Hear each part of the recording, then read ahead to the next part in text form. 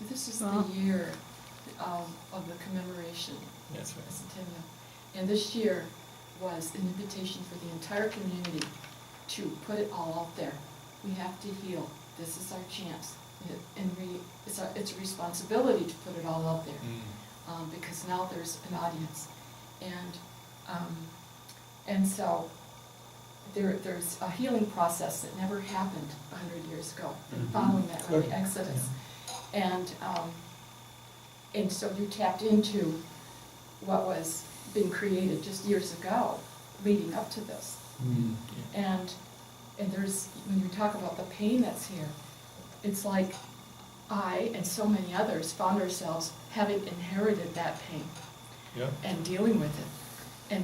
And concluding this year, on many levels, what happened. And when you mentioned that about being like, yeah, it's coming to a close for, Right. in so many ways for Right, all of us. closure. A century.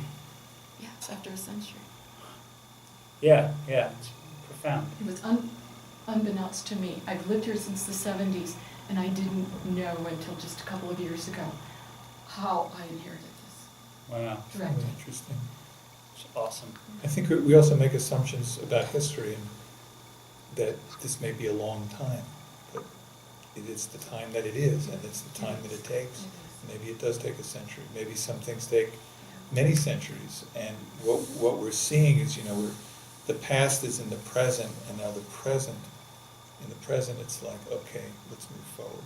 Yes. And Yeah, let's you- go into the next, close the chapter, cleanly, Yeah. and move on. We live in this media universe, right? So, school shooting on Tuesday, Wednesday, the news reports it. Thursday, it's out of the news. Yeah. What? So, and then somehow our expectation is, Yeah. well, we're done with it. Get over it. The idea that you can get over the loss of human life or some kind of social catastrophe or some kind of, just tragic event in even a year or 2 years or 3 years or 5 years, it seems it's, I don't know where that assumption comes from. Maybe it does take a century. Maybe it takes It takes dealing with it. 300 centuries. Takes I It don't takes know. dealing. And you came into this to help heal, and you helped this community deal with it. Wow. Wow. Well, I hope so. That's great. That's the best thing we could ever have hoped to do, without trying to do it. Because we tried to do it, we couldn't have done it.